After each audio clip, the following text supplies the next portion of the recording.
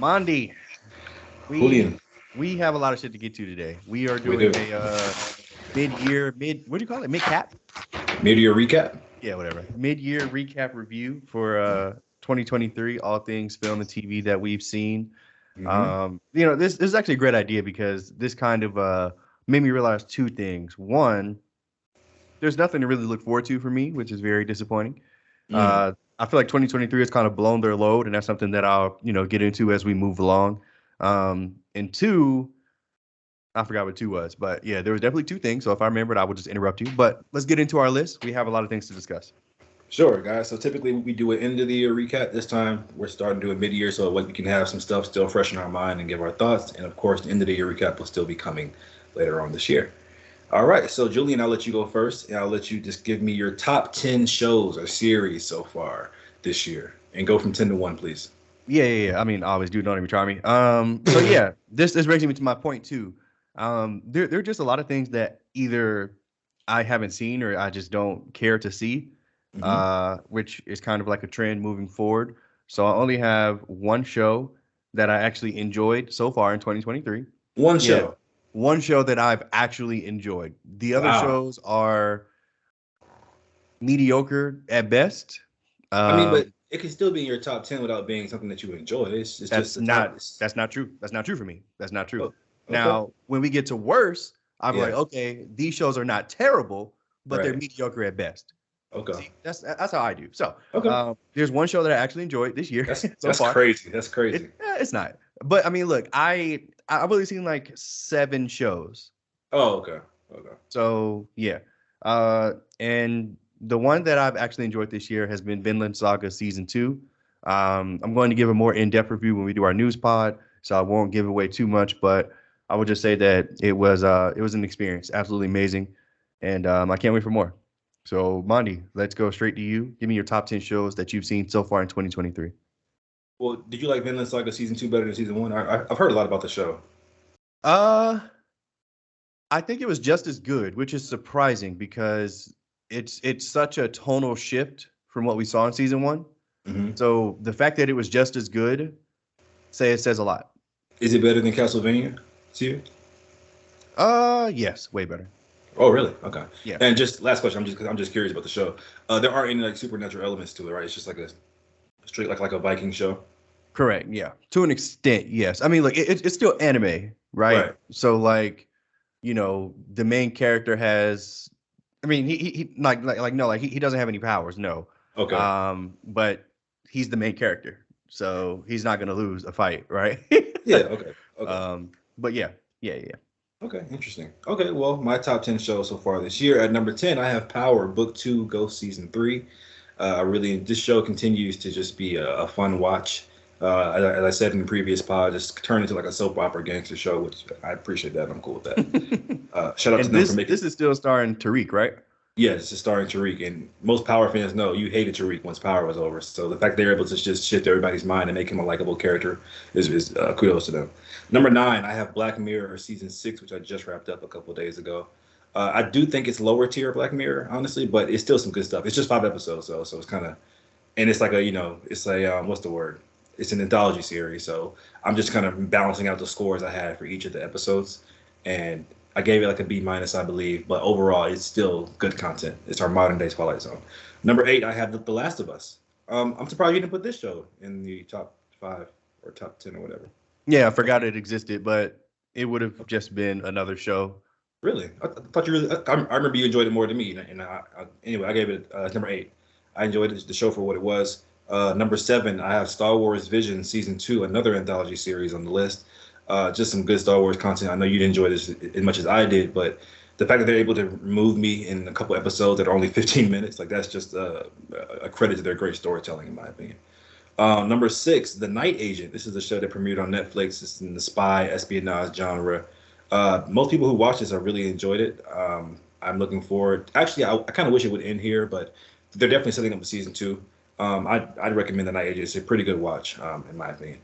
Number 5 is Beef, starring Stephen Yeun and Ali Wong. You haven't seen this yet, have you?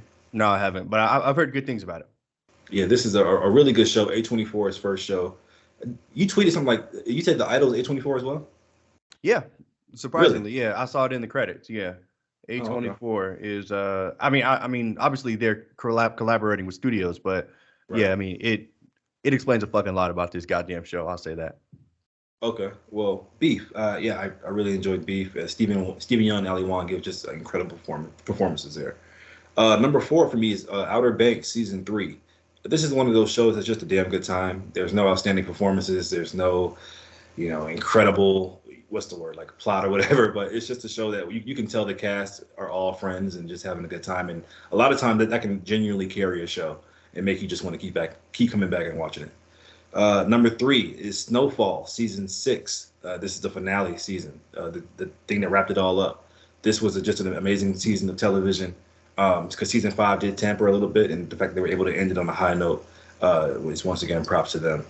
This show will go down in infamy as one of the best gangster drug shows out there. Number two for me is Dave season three, which also wrapped up quite recently. I've you know glazed the show so many times. So Wow. All right. It's funny. I couldn't think of a word to say like to give props. I just literally said like a TikTok term. But yeah, Dave just continues to outdo itself, and it's just the funniest show on television to me, in my opinion. And number one is My Hero season six. I don't know why this wasn't in your top five either. Forgot. Okay, yeah, this was just like as somebody who loves superheroes, who's getting into anime, like I'm still very beginner level. This is just a combination of two things that I really love at this point, and this is just top tier superhero content. Just an amazing stuff. Especially that middle part of season six was just like my jaw was on the floor. Like it was amazing. Yeah, totally agree. Yeah, totally forgot about My Hero. Forgot about Star Wars Visions as well. But yeah, I mean that would have been three shows. So And The Last of Us, right? Did you forget about that? Or you just didn't put it on there? I didn't put it on there. It's on my other list. Okay. Well, do you want to do your top 10 movies first? If you didn't really get a lot off your own shows, go ahead. Let's do this.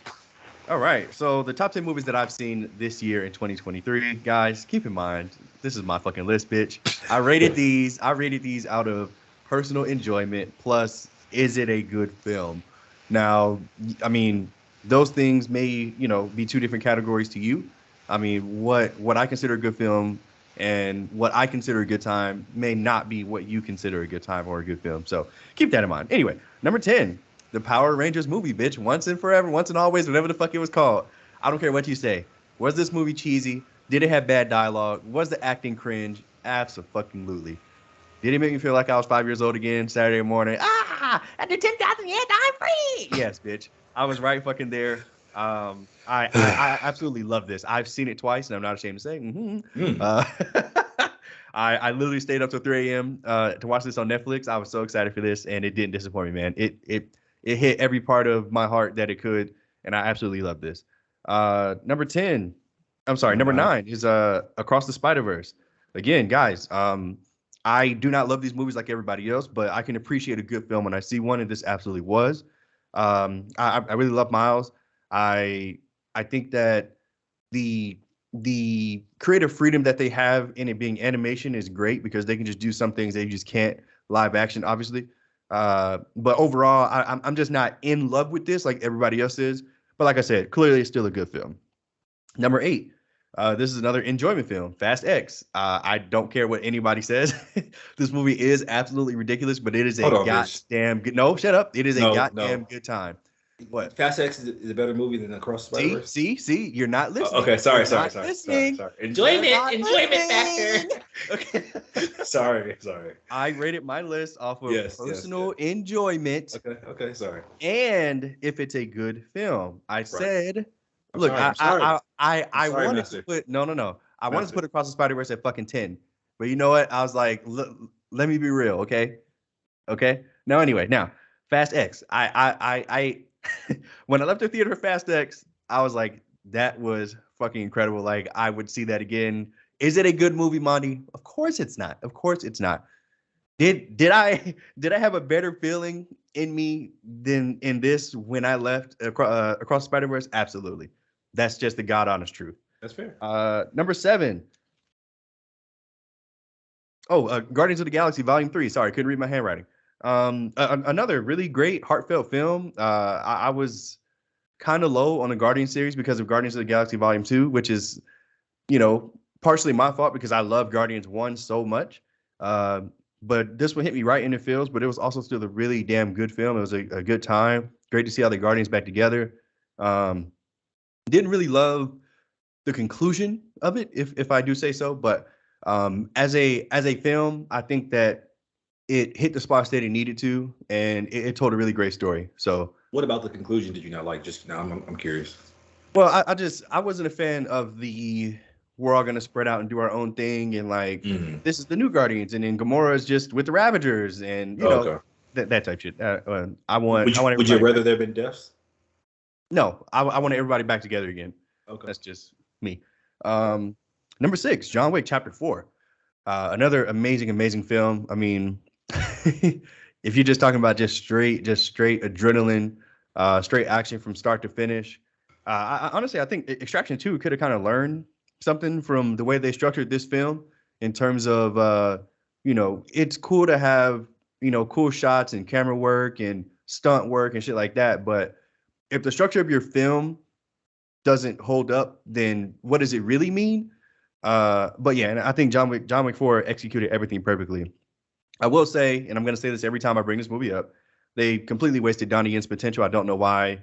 They just made him some blind ninja assassin. Like, they give the nigga his eyesight and let him go crazy. But maybe they thought he would just been OP, whatever. Number 5, I have Creed 3. Jonathan Majors and Michael B. Jordan. Just a fantastic duo pairing. This is like the one time where I thought he's innocent until proven guilty. Okay. This is the one time where I was like, wow, like the casting director has like knocked it out of the fucking park with this, because their pairing on screen is just it's amazing and fantastic. And hopefully they can make more content together. Number 4, you had The Little Mermaid. Another film I didn't expect to not only like or give a fuck about leaving it. Halle Bailey absolutely killed it as Ariel. Her rendition of Part of Your World literally had me in tears in the theater. Tears. You cried? It was absolutely. It was that great. It was that great. It hit me right in my soul. Wow. And yeah, like I will say the film lulled in the middle part. But when she got her fucking voice back, bitch. Mm-hmm. All right. Number 3. Yeah. I was just like, oh my god. Number 3, and again, guys, these are the 3 best movies I've seen this year. These are the 3 best times I've had at the theater this year. So far, correct. Number 3 is House Party. I know that you hate this movie, Mondy. I know that you. I think your exact quote was, "I just didn't have fun with this." That's fine. I fucking did. I literally thought that this movie was made for Black millennials, and you just didn't enjoy it. So that's cool. Maybe you're not Black or a millennial. I don't know. But anyway. You got some nerve with your Mexican ass. So yeah, I thought literally everything was hilarious. Especially the LeBron jokes. I mean, I think that was another big part of your thing. You were just like, it was just LeBron sucking his own dick. I thought it was funny.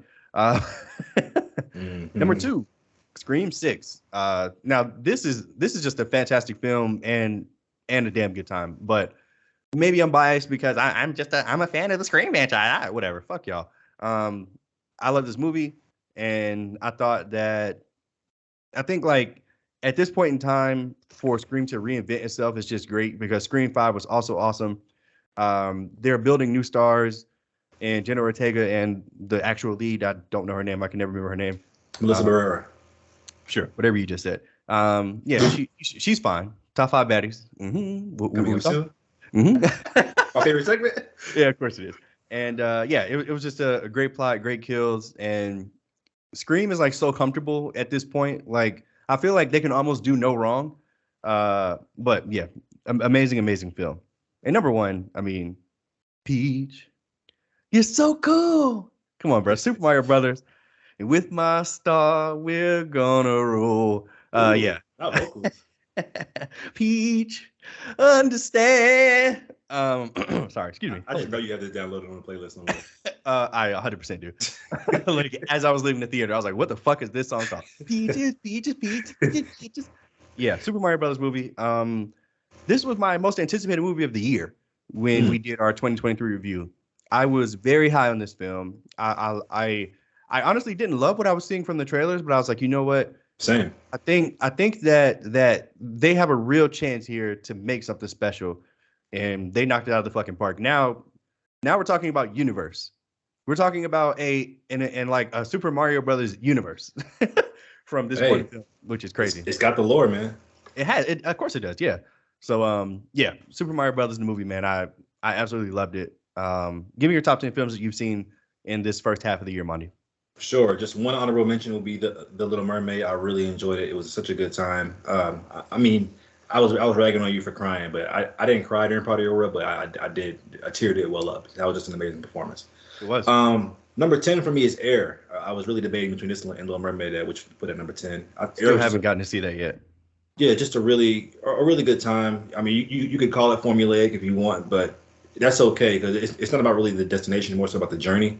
Mm-hmm. So you can still be formulaic and still just tell a really good story. And Ben Affleck and Matt Damon work so well together. I had a really good time with it. It's a movie for sneakerheads and people who love basketball. And to be clear, you didn't like learn anything new about this. Like I did for sure. Yeah. You did. I didn't know there was a time when Nike was an underdog and niggas wasn't going to Nike. Like niggas was like, well, why would I sign with Nike? I didn't know that era existed. So I learned something new for sure. Okay. Yeah. Got it. So yeah. Number 9 is this movie called Somewhere in Queens. It's a smaller movie with like a limited release with starring Ray Romano. I thought he did amazing in the role. Tiana Taylor. No.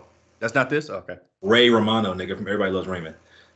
It's about an Italian family in Queens. He's still alive and kicking and doing quite well. Oh, great. Sorry. Jesus Christ. Can I just get to my fucking... This is a coming of age story, but this time about the father as opposed to the son. I mean, the son has to go through coming of age trials as well, but typically you don't see coming of age stories through a father's perspective in his late 50s, 60s. So I just really enjoyed it, and it kind of showed me that you're always learning stuff in life, you know. And so I really appreciated that. It just felt so real and authentic. Number 8 for me would have to be Polite Society. This is a movie that I recommended to you that you weren't the highest on, unfortunately. Oh, don't worry. I'm going to talk about it later. Don't worry. Oh, and this is your top 5 worst? That's don't worry, Money. Okay. Ahead, well, I thought this was just such a breath of fresh air. It gave me feels like Scott Pilgrim vs. the World, which you still haven't seen, have you? No, I haven't. You're insane. Please watch that. But judging off your fucking, do I want to see it now? I don't have the best track record, I guess, with you. No, that's not true. It's just this one film, I think. Such a breath of fresh air to me, man. And it's just such an original script. These days, in the era of reboots and rebootables, as Scream 6 calls it, to get a movie like this, it's for like a mainstream release, just doesn't happen often. And I thought it was a really good story. I really enjoyed it. Super funny as well. Number 7 for me is a movie I just saw, which I will be reviewing on our upcoming news and reviews pod called Past Lives. This movie had a limited release, and it just came to Atlanta like last week. This is a romance story about a woman who grows up in Korea. Her and this man grow up in Korea, and she leaves to immigrate to America when she's like 12. And 24 years pass, and they don't see each other, and they kind of reconnect. But she already has a husband at this point, and it's just a great love story, man. It just feels so real. It gets you in the feels by the end, and it's just done so well. One of the best love stories I've seen in a very long time. Number 6 for me would have to be Guardians of the Galaxy 3. This was just like you said, just a damn good movie and a fun time. I saw it twice. I was able to really appreciate it so much more upon second rewatch. And I think James Gunn, I know you disagree, is a master at these superhero films and just building teams and camaraderie and making you give a fuck about these characters. Number 5, me and you both had the same number 5, Creed 3. Like you said, just an amazing pairing between Majors and Michael B. Jordan. These kind of movies make me want to just go to the gym right afterwards, man. Like any movie that can impact you in any kind of way, whether it be making you cry, making you want to go to the gym, that's what movies are for, to make you feel something. And I definitely felt this way. And it's just a really good movie. I give Michael B. Jordan so much props for directing this first movie and making it really good. Number 4, Super Mario Brothers. What a surprise. Like you, I didn't expect off the trailers me to enjoy this movie. I thought it was like a basic, like a run-of-the-mill kind of movie. Stupid kids movie.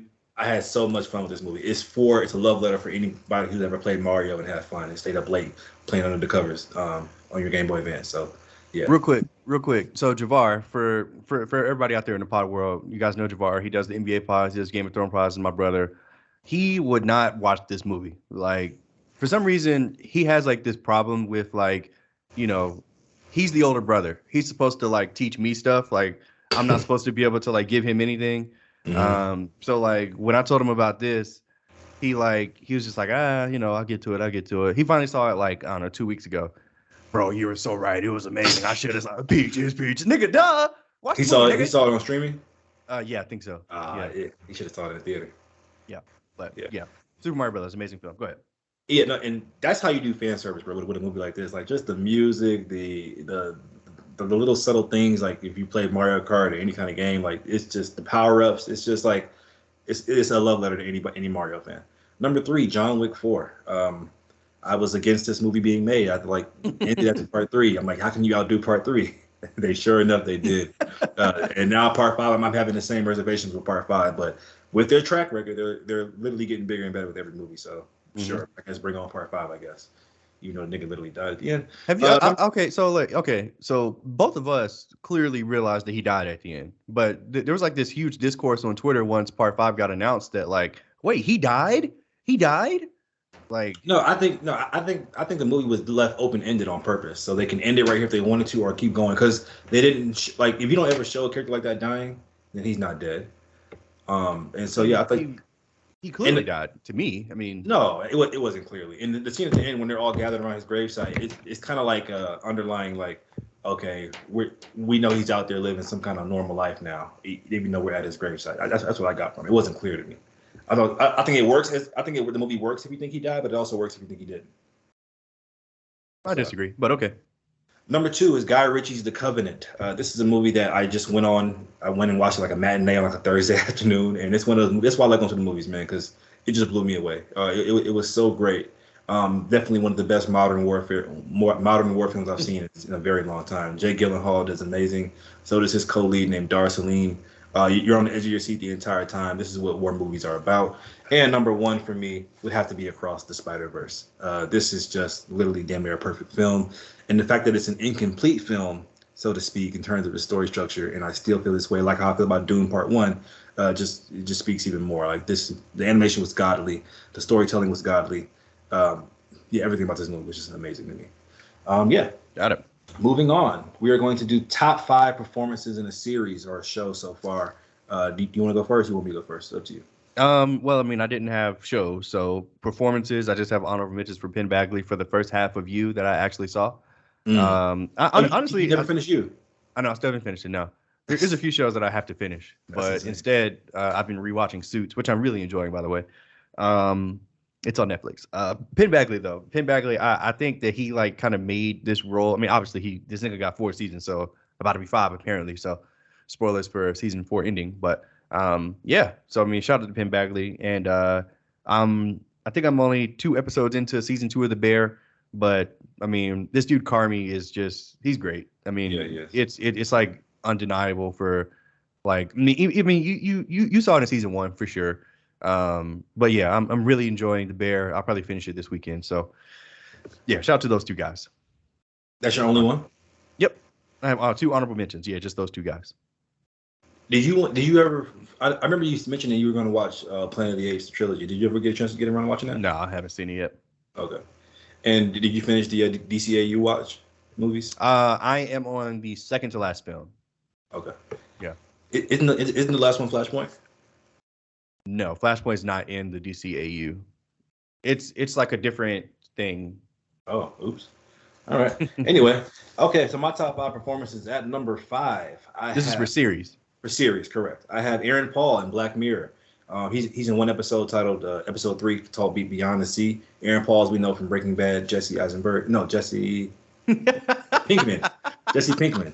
Yeah, but his performance in this episode was just literally amazing. In this episode, he has to play like 2 different people essentially, and it's just you totally buy it. His demeanor changes. Like it's like James McAvoy level like in Split, but of course he did way more people in Split. But it was really really good.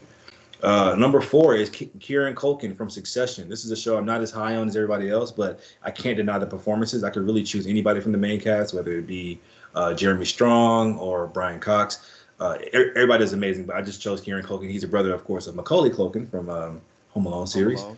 He's just turned into just a wonderful, wonderful actor, even though I do think he's being himself quite a bit. So, but number 3, I have Stephen Yeun from Beef. There's one scene I want to point out in particular. He does great the entire series, but there's one scene in his church when he's breaking down after hearing the word, and it's just like, as someone who grew up in the church and I've seen that so many times, it's happened to me a couple of times. Like the way he encapsulated that scene was just like, oh my God, top tier acting. Number 2 for me, these are both from the same show, both from Snowfall. Number 2 is Amin Joseph, who plays Uncle Jerome. Just an amazing performance, man. The gravitas, everything about that performance is so amazing. I mean, when you hear him in real life and how he speaks and how different it is, that's just a true actor. Number 1 is Damson Idris, who is the lead of the show. His final arc is Shakespearean, and he nails it the entire way. Like that final episode of Snowfall and the finale, he goes through so many arcs. It's like, what the fuck is going on? Like, this dude is going to be here to stay in Hollywood for a long time. So yeah, that's my top 5 performances in the series. I hope you're right. I hope he makes it to the big screen soon. So I get to actually enjoy his gravitas, as you said. Top 10 performances in a movie so far. Let's do it. So I have 5, because these movies have not been that great, and there haven't been that many performances that I deem great. But I will say, at number 5, a movie can be bad with a great performance, though. That's true. Yeah. But like I said, number 5, okay. I have Chris Hemsworth from Extraction 2. I'm pretty sure I said it in my review, but I mean, to have an entire franchise on your shoulders, and to not have the blanket of the MCU and still make a damn good film, and to nail every scene, especially when you're in basically every fucking scene, I got to give Chris Hemsworth his props here. He did great as Tyler Rake in Extraction 2. Number 4, Jonathan Majors, Michael B. Jordan, man, like from Creed 3. They're just chemistry together. Like there were multiple times where there wasn't even much or any dialogue. They're just standing there measuring each other. They're just being men, being fucking masculine men, just around each other. And like you can just see, like, okay, nigga, like I beat your ass, like shit like that. Like it's just crazy. It's just crazy. And just sometimes like just the way they were just moving together, it was just great. Number 3, and Keanu Reeves is John Wick. I mean, I don't think people almost ever get 2 action franchises. Like, one, I think Stallone is the only one. 2 action franchises, 2 iconic action franchises. Sure. Yeah. I think Stallone's like the only guy I can think of off the top of my head that has 2 iconic, which is Rambo and Rocky. But I mean, to have Neo from the Matrix and to have John Wick now, like that's fucking awesome for Keanu Reeves, man. And he nails it every time. And the nigga doesn't he has like 30 words of dialogue in his entire film. And most of it need a gun. Yeah. like it's like all the nigga says, and you're just like, okay, like whatever you need, Mr. Wick. John Wick Chapter 4, he was great. Number 2, I have Halle Bailey as Ariel. Just a surprise for me, man. I mean, all the singing, sure, but there's just like an innocence there that she portrayed as this young kid, wanting to learn about our world. And number 1, you'd be a great fucking little reviewer, wouldn't you? Go ahead. I'm sorry. Go ahead. I know you're not fucking Mr. TikTok as soon as I leave the theater. Fuck you. Number 1 is a guy that I won't say that I was worried about going into this film, but somebody that I didn't think would leave any kind of impression on me, and boy was I wrong. And that's fucking Jack Black, bitch. Jack Black as motherfucking Bowser. How dare you be so good? Like, how dare you make an Oscar-worthy song just because? Like, this nigga was fantastic in the film as Bowser. I won't lie. When it got announced, I was just like, what the fuck are we doing? I mean, just like Chris Pratt as Mario, like it's stupid. But I thought Chris Pratt was good, and I thought Jack Black was even better.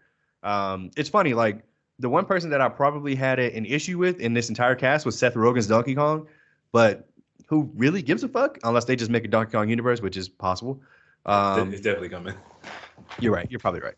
But yeah, I mean, this stuff like this is why I try not to overreact to casting so much, because it is. Until you fucking see it, it doesn't matter. Like, I'm sick of being a bitch and being angry for like news. Like, who the fuck thinks you? Who do you think you are casting Jack Black? Like, he was great. So yeah, that's my top 5, Money. Give me your top 10. I think you said.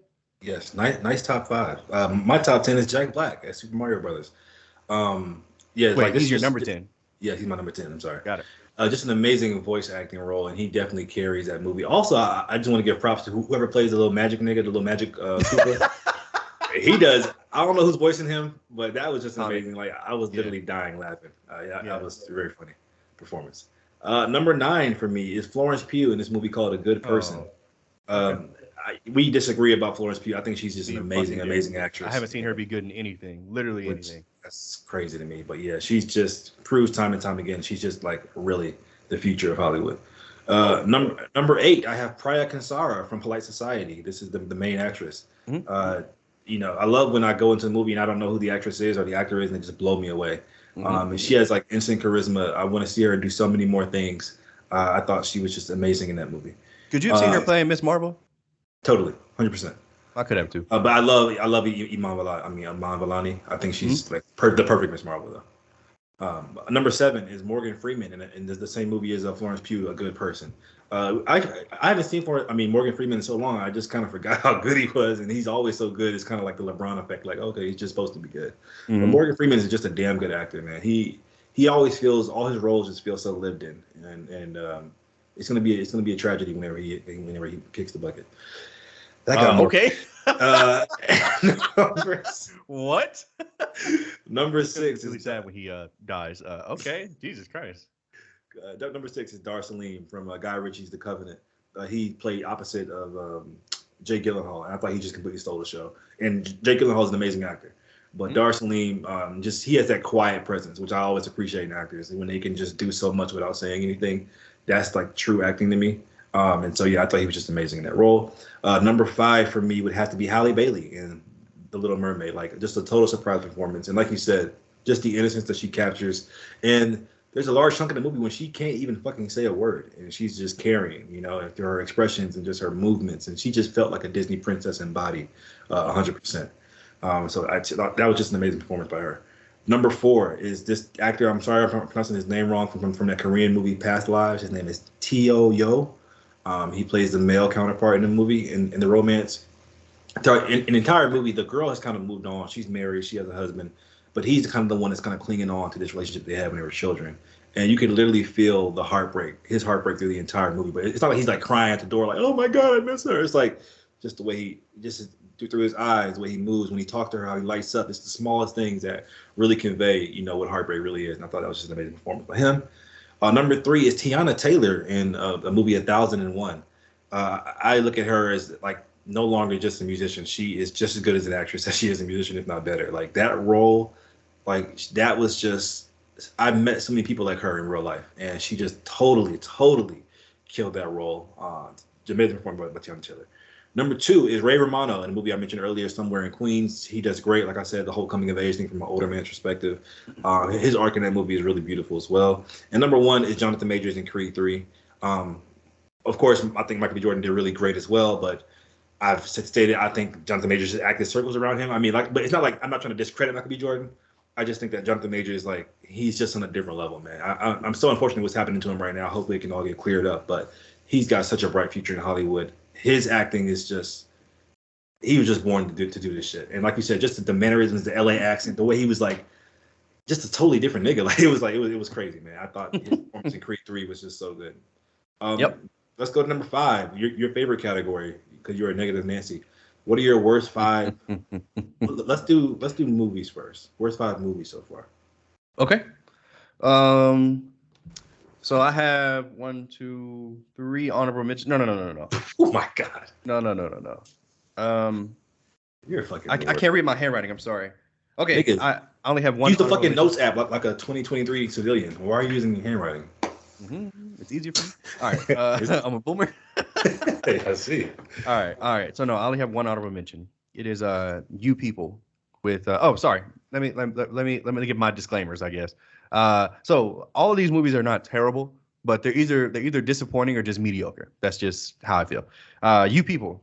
Is there any terrible ones on your list? Of course there are. Number 2 and number 1 are terrible. Like okay. these are the only F's I have.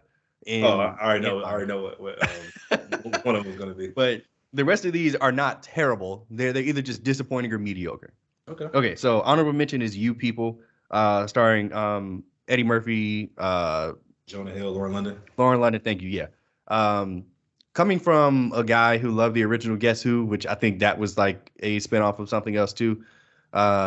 It wasn't a spin-off, nigga. It was a remake. Remake, yeah.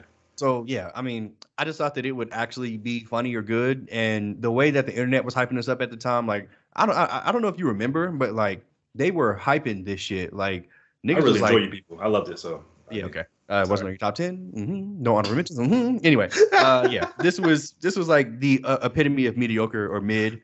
Again, this is not a bad movie. It just doesn't mean anything to me. Completely forgot it existed until I looked at my notes. I was like, oh, I forgot about this bullshit. Yeah. Number 5 is the. I'm sorry. Do you keep track of the movies and shows that you watch throughout the year? Like, do you have like a list? Okay. Mm-hmm. Yep. Because how'd you forget certain things like My Hero and shit like that? If you have a list. So I just have one complete list, but shows like that I just don't keep track of, like Demon Slayer, Vinland Saga, because they're always so in my mind. But of course, fucking My Hero wasn't. Number 5 is The Flash. This was a very disappointing movie for me. I know a lot of people enjoyed this. I know a lot of people said this is ass. I'm somewhere in the middle, unfortunately. I don't think that this is a bad movie. But I will say that it had a lot of problems. I think that this movie could have easily hit a home run by just telling the Flashpoint storyline in an emotional and meaningful way. And I think that they tried to purposely not do that so they could get cameos in there like Nicolas fucking Cage and George Clooney, who didn't mean a goddamn thing. That's just my opinion. The CGI was bad, but it didn't take me out the movie. That's whatever. Number 4, I have Polite Society. Whether you recommend this movie to me or not, I feel like I was going to see it just because, like you, these are the kind of movies that like I will appreciate to go see on a random Tuesday, just because like, you know, I love going to the movies. I love seeing films like this. It had an interesting premise. Ultimately, there was just nothing here for me. I will say the lead was good. I will give you that. She was good and serviceable. But as far as like the themes or the plot or anything that was going on in the movie, I just did not care. It just didn't resonate with me personally. So yeah. Number 3, Knock at the Cabin. M. Night Shyamalan, how fucking dare you, bitch? This is another movie that isn't terrible, but it's just so mediocre. Like so aggressively mediocre. Like this is like the epitome of if you saw the trailer, you saw the movie. You saw it. And how like it, I know that you say that you're out on M. Night Shyamalan or whatever, but like I'm gonna watch anything. He's better than this, okay? He's better than this mediocre bullshit. Number 2, Renfield. Oh my God. How fucking dare Nicolas Cage, Nicholas Hoult, and Awkwafina make this bullshit? I've gone on record saying that Awkwafina has been great in everything that I've ever seen her in, like on screen. Like she's been great. She was literally a highlight of the Little Mermaid film for me. Like I loved her performance as the seagull, whatever the fuck her name was. Squawks? Hawks? Huh? Scully? Sure, let's go with that. But yeah, she was abysmal in this. Like there was no joke that landed. Like she was not funny one time. But you know, I think ultimately I kind of just had like trailer fatigue from seeing like I saw fucking this Renfield fucking trailer maybe like 100 times, and like I don't know why. Like I do not know why Regal decided to show this trailer out of all the trailers so many times. But yeah, this was just a bad movie in my opinion. There was like nothing here. Obviously I don't love like the hyper violence, but it honestly didn't bother me. There was just nothing great here. I gave this movie a D. And number fucking 1, oh my God. Shazam! Fury of the Gods. This movie fucking sucked. This movie was terrible. I knew that this wasn't going to be good. I mean, especially with this whole DC thing, you know, like Zachary Levi over there begging for his job from James Gunn, and James Gunn's like, "Oh, we'll see, nigga, we'll see." We'll see. You know, Zachary Levi's trying to call out The Rock and saying, you know, you ruined the post-credit scene. Like, nigga, get the fuck out of here. Nothing would have saved this movie. This movie was bad. He got outperformed by his own lead in the film, and yeah, this movie fucking sucked. It was so forgettable. I remember it like walking out of the theater and being like, I can't believe I just wasted 2 hours of my life watching this bullshit. I would never watch it again. Mondy, Give me your top 5 worst films of the year, please. I'm very interested in what you have to say. Alrighty, I'm trying to look at. Okay, so out of these top 5, only 2 are Fs. Number 1 and number 2. 5 through 3 are Ds. Number 5 is Praise This. This is the movie starring Chloe Bailey, Halle Bailey's sister. On Drewski, right? Yeah, Drewski. I believe it came on Peacock. This is the Fighting Temptations kind of feel like the church R&B mix. Just a bad movie, and a Peacock original if I've ever seen one. No magic at all, and just kind of paint by the numbers, and I got bored very quickly. Number 4 is House Party. This is a movie you had in your top 10. Oh wow! Okay. I think this is just genuinely just a really, really bad movie. I'm glad you liked it, I guess. Did I laugh a couple times? Sure, but this movie just offered nothing. Like, if you're gonna remake a classic, especially, you gotta bring something new to it. Like, yes, it was made in today's age, I guess, but we won't. Like you know what? That's spiel. I'm not even gonna go that spiel. We won't get this again for another 2 years. But the House Party remake was just fucking awful. Number 3, Infinity Pool. This is the movie starring Alexander Skarsgård and Mia Goth. This movie had a super interesting premise. I was totally on board for the first 30% of the movie, and then it just went to hell very, very quickly.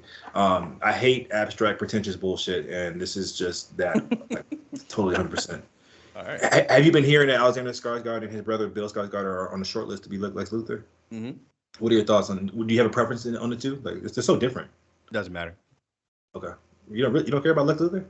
I don't care about the casting of Lex Luthor, no. Wow. As long as it's not Jesse fucking Eisenberg, which we all saw was going to be a terrible choice. But you don't have a preference between Alexander and Bill? I don't. Okay. What's your preference, Monty? You're not fun to talk to. Huh?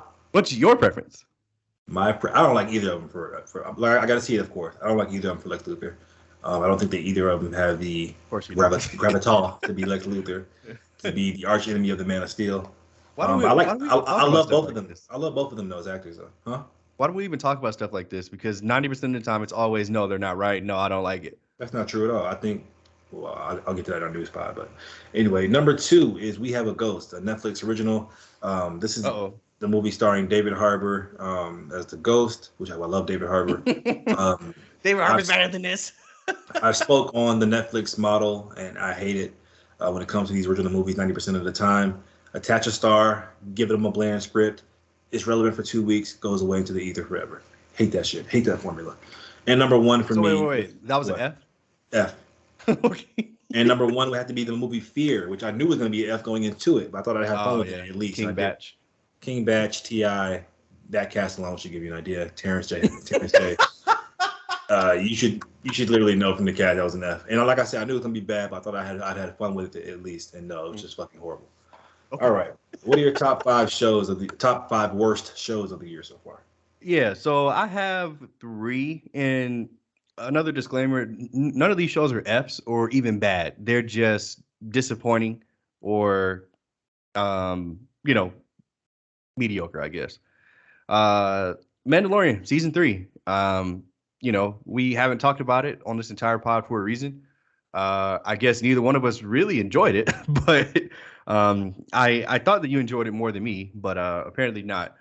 But yeah, man, this overall this entire season was a little disappointing. Don't get me wrong, like, it's always great to get the content. The Mandalorian's literally my favorite Star Wars character ever, but this entire season was a mixture of what the fuck is going on. The pacing is super weird. Why are we focusing on this C-ranked character when we have Mando and Grogu here? Why are we fighting these pirates for 2 episodes? Like, it was just a lot of weird choices. And then the finale, they tried to bang everything together in 30 minutes and then right up until the sunset. It was just a really weird choice. Was this a bad season of The Mandalorian? I honestly don't think it was bad, but it damn sure wasn't good. It damn sure wasn't memorable. So yeah, it was completely average. So number 3. Number 2, I have American-born Chinese. I was very disappointed in this show, man. I was more disappointed in this show than I cared to admit, honestly. I thought, I mean, like, and I'm just gonna regurgitate some things, but like, based on the trailer, I was like, okay, the worldly element it seems like it's gonna be a lot more fun than the otherworldly element, and that proved true in the show. unfortunately, the otherworldly element was like 70% of the show. So it was kind of hard for me to like really enjoy this. And I thought that maybe if they went to a different studio, or maybe if they went to, maybe even a different country, they could have like made the show that they wanted to make. Uh, but unfortunately, it had to have the flying and the kung fu and the mysticism and shit like that, which is cool. I love that kind of shit. But I don't think it. I honestly, I don't think it worked in this show. And I honestly feel like they wasted performances from Michelle Yeoh and Ki Hu Kwan and Stephanie Su. Like, why even have them in here to have these bit parts? But that's just my opinion. The show is more disappointing than anything. Number one is Love and Death, which was HBO original starring Wanda Maximoff. Oh, I'm blanking on Elizabeth Olsen. Mm-hmm. I mean, I really wanted to put The Idol in here, but it's not over yet, so maybe season 5 can save it. And honestly, I don't think the Idol is horrible, but it's definitely not a good show. And we'll talk about that later. But Love and Death is just so mediocre. It just, I mean, I feel like there was no room to be original, but with the kind of story, you can't really be original because you're playing a real life character. So there was like, why did Elizabeth Olsen even want to do this? Like, there was like no reason to get someone of her stature, if I could say that, to do this basic ass role. The story was super boring at times, and I feel like they kind of stretched it out and made some shit up too. But I'm not gonna act like I know this person's story from start to finish, because I absolutely don't. It was a hard watch. I slept through most of it. I watched it because Avi wanted to. She enjoyed it more than I did, but it was probably the worst thing show-wise I've seen this year. Wow, slept through most of it. That's a crazy take. Number 5 for me in terms of top 5 worst shows. Like you, only one of these shows is really bad and awful to me. The other 4 are just average shows. But they just happen to be the top 5 least shows I enjoy out of all the shows I've watched this year so far. Number 5 is Succession season 4. I know this is a hot take. Many people love this show. Like I said in my review, it's great. It's great on a technical level. It's got all the great acting, the great cinematography, but it just feels entertaining me, and I feel like give a fuck about these characters, which is what I value. The entertainment level as number 1 when it comes to grading shows and movies. Number 4 is The Mandalorian season 3. For every reason you just named, I'm not going to go into more detail, but just a very disappointing Star Wars, because we thought Mandalorian was peak Star Wars for a long time. Number 3 is Sweet Tooth season 2. I've gone on about this show more times than I care to admit. Like, there's one final season coming out. I'm gonna have to force myself to watch that shit. This show, like I said, it's not bad, man, but it's just so aggressively mediocre it hurts. Number 2 is Harlem season 2, which is disappointing because I really enjoyed Harlem season 1. This is a show starring Megan Good on Prime Video. What do you know about being a 30-year-old black woman? Yes, guys, that happened on TikTok. This show just took a step down from season 1. It's like a diet Insecure. So yeah. And number 1 for me is the only bad show is Swarm, which also premiered on Prime Video, I believe, starring Dominique Fishback. Talk about pretentiousness. This show just went absolutely nowhere. It was just a flat line the entire time, and I hate shows like that. So yeah. This an F? I gave it I gave it an F, I believe. F or a D, I can't remember. I'm gonna say F though. That's crazy. Now my favorite segment, guys. We can talk about our top 5 baddies in a movie so far. Julian. All right, so I have 2. One is the Scream 6 girl. What's her name? Melissa Barrera. Yeah, her. Yeah, she's fine. And the first one is the girl from Extraction 2. Chris Hemsworth's opposite. Can't remember Indian girl? Or his wife? Oh yeah, she is fine. Yeah, the Indian girl. Yeah, she was fine. Yeah. But that's it for me. Okay. Number 5 for top 5 baddies in the movie so far, guys. I have Jenna Ortega in Scream 6. Now, you can honestly put Melissa Barrera in there too at number 5. They're interchangeable. That sounds terrible. Yeah, I love me some Jenna Ortega. Yeah. I don't get it. She's not that pretty to me, but okay. Teach his own. Bitch. Number 4, I have Lauren London from You People. Regardless of how you feel about the movie, you cannot deny that she's still very attractive. She did gain some weight, but I love the weight, and I want her to keep the weight on her. Gain 5 more, baby. Number 3, I have Priyanka Chopra Jonas from Love Again. This is the Indian actress, Nick Jonas' wife. She's just a very attractive woman. and I can look at her all day. Number 2 is Megan Good from Shazam 2. Like I said, she's barely in the movie, but when she is, boy, is my eyes glued on the screen. Totally forgot that she was in that. So great to have Lauren London and Megan Good relevant in 2023. Like they've been our childhood crushes for so long now, like almost like 20 fucking years. So yeah, the fact that they're still fine is just a testament to Black women. And number 1, I'm surprised she's not on your list, Sasha Calle from The Flash, Supergirl herself. She was forgettable. She looks literally perfect to me. This was the finest woman I've seen on the silver screen so far this year. I'd watch a Supergirl movie just to look at her, no matter how bad it is. Let's do top 5 baddies in a series or a show so far. Oh, I don't have this. Was that on this list? I'm sorry. You bitch. Go ahead, okay. Number 5 is Lily Rose Depp from The Idol. She's got like just a striking face. Like she just looks like old movie. She looked like her daddy. What the fuck? You're crazy. Hey, I see why they like her. What? Oh. Number 4 is Karuchi from Bel Air season 2. She's barely in the show, but when she is, it's funny in the show. The character Jazz has a dilemma between choosing her or Coco Jones. I think Coco Jones is a beautiful woman, but what are we doing here? Number 3, I have Priyanka Chopra again. Shout out to Priyanka Chopra for making it again on this list, and this time in the series category for her show on Amazon Prime titled Citadel. Number 2, I have Madeline Klein from Outer Banks season 3. I almost had this list void of white women, but one had to make it. Oh no, that's not true because I had Lily Rose Depp. But yeah, I think she's just a very good-looking white girl. And number 1 is just kind of cheating, I guess, but it's just Tyreek's entire lineup from Power season 3. His lineup is crazy. If you know her, he's got Lauren, he's got Diana, and he's got Effie, and all 3 of those are just like crazy. So yeah, best lineup in TV history possibly. Now let's do top 5 action or fighting sequences in a movie. What are your thoughts? Let me flip my page. All right, so I have 3 here. So I was debating about putting this one on my list, but I decided to put it just for the. I mean, it was memorable if nothing else, and it was the quote unquote anime fight scene between Jonathan Majors and Creed in Creed 3, the ending fight scene. I will say some of the punches that they were tanking were just ridiculous. Like you just can't tank some of these punches and just get up and just be cool. Especially a heavyweight fighter, it's just not gonna happen. I mean, but like it's a film, and I understand, and I mean, I know that this was Michael B. Jordan's directing debut, and you can clearly see the love and care he took for this scene in particular. So I will shout it out and say that it was memorable, if nothing else. Number 2, the extraction to opening the first 30 minutes, the prison scene. I mean, just amazing camera work, amazing stunt performance, and unfortunately for the movie never reached that height again. But it was a damn good, just adrenaline rush of like, holy shit, guys coming at you, kill, guys coming at you, move the camera here, guys coming at you, just really great stuff.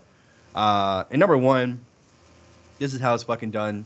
John Wick Chapter 4, the club scene, just like. Holy fuck. Like, I mean, like, first of all, you get a 35-minute open in Japan, and then, which honestly I thought ran a little long, and I said that in my review, but then you go down, you come right fucking back up to this, and like the fight he had with that fat nigga was just crazy. Like, it was fucking amazing. And then to add all the little nuances of Donnie Yen's character coming in there and seeing how he reacts to his blindness and shit like that. It was just a awesome scene. That was definitely the best action sequence I've seen so far this year. What about you, Monty? Great list. At number 5 for me is a movie I still think you would really have a lot of fun with, Dungeons and Dragons. There's a scene with the druid who has the ability to change into any animal that she wants, and she's getting chased throughout like a kingdom. And in the scene, this witch is chasing her, and she's using all these different animals to kind of like escape. Like if there's like a small hat, she turns into a fly. If there's like a larger place where she can run, she turns into a deer. It's just such a great scene, man. Just a great tracking scene. Loved it. Number 4 is there's a movie called Sisu, which is from the same creators as John Wick. There's a scene when this guy who was an old war vet is killing these people underwater, But the way that they shot this is just so creative because if he comes out of the water, because like the whole army is like surrounding like a lake. If he comes out of the water, they're just gonna shoot him. So he's staying underwater and killing people. You're like, how is this nigga not coming up for air? When he slits these niggas' throat, he's taking the air out of their throat as he's slitting it underwater. Is it exaggerated? Yes, but it's just so fucking dope, bro. You gotta see that scene. Also, just as random, but both John Wick 4 and Extraction 2 are directed by previous stuntmen. So I think that the future of action movies will be just these stuntmen who know obviously the craft and how to craft a great scene are going to be the future of action movies. Number 3 for me is the stairway scene in John Wick 4. So we have two different. I love the club scene as well. I mean, I love all the scenes to be honest in John Wick 4, but this is my scene I chose from John Wick 4 is the stairway scene because it's just so cartoonishly like it's so ridiculous. It's like bro, like when he fell from the very top to the bottom, my whole theater like, oh my god, are you serious? like how is he gonna get back up? And sure enough, he does. And it's just like that's just such a creative and beautiful scene. Number 2, I have the same like you, Extraction 2, the 21-minute one shot. So I did see, I was like, man, there's no way that's a one shot. I did get confirmation. I did my little research. It's not a one shot, but it's crafted to look like it's a one shot. There's a couple of different scenes where it cuts and they use editings, but still, it doesn't take away from how cool that scene is. Just a wonderful, wonderful scene. My jaw was on the floor. And number 1 for me, I'm surprised you didn't mention this one, is the corridor hallway scene from Guardians of the Galaxy 3. Like that might be the best fight scene in the MCU as a whole. Like the way that they just really like focus on each of the characters' strengths and how they use their powers was just an amazing, amazing scene. So yeah, the corridor scene in Guardians 3 was just amazing. All right, guys, we're coming to an end here. All we have left is our top 5 shows like that we want to happen. Top 5 most anticipated and top 10 most anticipated. God damn, top 10 most anticipated movies for the rest of the year. So what are your top 5 shows that you are looking forward to for 2020? Yeah. So this is the part of the show where I say, I feel like 2023 is kind of blown their load because there's really not much that I'm excited for the rest of this year. There's definitely not 10 movies, and there's only 2 shows that I can say that like when they drop, I'll be watching. That doesn't mean that these are all I'm going to see. I mean, of course, I'm going to see more things, and I'll be disappointed, or I'll be wrong. But there's not a lot of things that I'm actually excited to see anymore. So for shows, I have Bleach, The 1,000-Year Blood War Part 2. It's going to come out in July. I mean, holy shit, I can't wait for that. Especially since Demon Slayer and Vinland Saga are now over. And the first one is going to be Ahsoka. I mean, Star Wars has to redeem themselves, and there has been a lot of hullabaloo, as I like to say, about this goddamn show. So I can't wait to see it, and I can't wait to be amazed. But those are only shows that I researched, and I was like, yeah, like when these come out, I'm gonna care. What about you, Mondy? Nice. Number 4 for me is Echo. Number 5 is Echo. I am disappointed they're gonna release it all at once. It's like a limited series. Don't do that. Don't laugh at me. I hate when you just look and laugh at me. Like, that's actually crazy. This nigga excited to see Echo. That's crazy. Yeah, Echo. I mean, I'm a big MCU fan still, so I'm excited to see Matt Murdock and Kingpin and everybody come back. And yeah, they'll be in it for 5 minutes. And as you guys know, I do love my grounded MCU story. So yeah, this street level. Street level. That's my thing. That's my deal.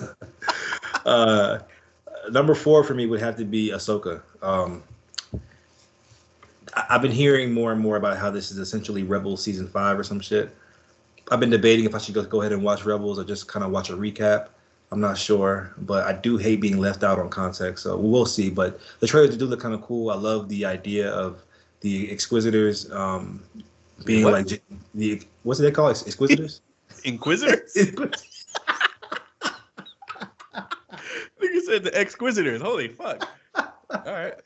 Yeah, the Inquisitors. I love the idea of some of them just being like Jedi that are just being paid to be bad. That's why his lightsaber's orange or some shit. The actor died, by the way, which is sad. I'm gonna keep it real with you, Monty. You sound like you don't give a fuck about this show.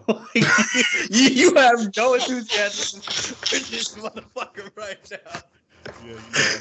Hey, look, it's Star Wars, so I have a built-in excitement, I guess. Okay. But yeah, I wasn't too sold on the trailer. Okay. Number 3 is My Adventures with Superman, which is the Adult Swim cartoon show. I didn't give a fuck about this when I heard about it, but then when I saw the little teaser or the little opening, I was like, okay, this looks kind of cool. It got some great animation. So, I love me some Superman, so yeah, this could be really cool. Okay. Number 2 is Loki season 2. I wasn't the highest on Loki Is that season coming 1. out this year? Yeah, it does. Okay. Remember, because you were mad that it's coming out like this, like during like it's gonna air like during Echo as well. Okay. Yeah. Oh. Even though I wasn't as high as season 1 as most people are, I do love Tom Hiddleston as Loki. I think they have a really cool story they could tell with the multiverse, and now Kane's introduced, and I have to see where it goes now. Is he? And yeah, we'll see. Number 1, The Witcher season 3. I'm a big Witcher fan. I'm a big Henry Cavill fan, and yeah, I can't wait to see what hijinks my boy gets into this season. What monsters will he kill? Got it. Top 10 most anticipated movies for the rest of the year. You said you only have 5 or something like that? I have 7. 7. Go ahead. So for number 7, mind you, this is before the trailer dropped. Number 7 is going to be Craven. The trailer that they just dropped recently, I'm sure we'll talk about it more on the news pod, but holy fuck. But before the trailer dropped, I was like, I want to see this Craven. Let's do it. Like, let's let him be a killer. Let's let him be a villain. Mm-hmm. Like, let's fucking do it, baby. No anti-hero bullshit like they did with Venom. Like, let's get it. And Morbius. Yeah, and Morbius. Yeah. Then the trailer dropped. Number 6, Aquaman and the Lost Kingdom. Jason Momoa swan song. I mean, I care. If I'm being real, I do. I mean, yeah. I'm gonna be there opening night. Am I like ecstatic to see this movie? No, but I care. Number 5, Dune Part 2. I know this is probably your number 1. Unfortunately, I didn't love this like you do, so whatever. But I'm still watching Part 1 again before you watch Part 2? Do I plan on it? No, but will I? Maybe.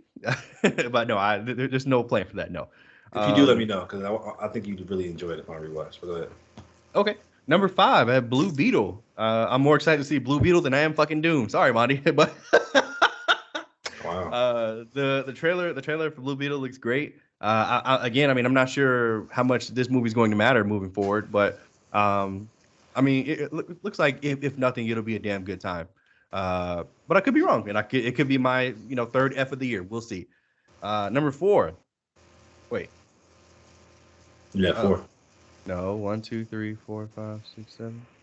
I'm at number 3. You're number 4. 7, 6, 5, 4. I'm at number 3. 7 was Craven. 6 was Aquaman. 5 was Dune. 4 is Blue Beetle. Okay. 3. Sorry. Number 3. The Meg 2. This better be on your fucking list. It's a fucking megalodon. I can't wait for this one. I'm sorry. It's 2 of them this time. Get the fuck out of here. I can't wait for this. If you talk about opening night, like I'm clearing my schedule. I'm gonna fucking be there. Like just like when I saw that dumbass Tiger movie with Idris Elba. Like I'm gonna fucking be there, bitch. Oh, the lion, bitch. It was a lion. You're right. It's a lion. Yeah. this nigga's plan was to fight the lion. But hey, look in the trailer. I mean, their plan is to fight the Meg. So let's do it. Like these niggas got super suits. Oh my god. Number 2 is the Marvels. I'm really excited for this, man. The trailers be damned, whatever. Even though what, Monty, what? I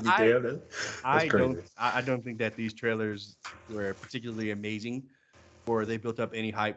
But I'm super excited for this. I'm excited to see Kamala Khan and Captain Marvel, and what are they calling Monica Rambeau? Spectre? No. Are they calling her that though yet? Oh, like what are they calling her in the movie? Yeah, she's just Monica Rambeau still. Yeah, but anyway, yeah. I know. I know everything about the MCU. Yeah, the Marvels. I can't wait to see it. But the thing I'm most excited to see for this second half of the year is going to be the creator, John David Washington's film about the robots coming to invade the Earth or whatever the fuck happens. It was a really great trailer. Hopefully, it's a really great movie. But I'll be the fucking judge of that. Monty, give me your top 10. Interesting. All we share is 2 on our list. Great. That's good. That's interesting.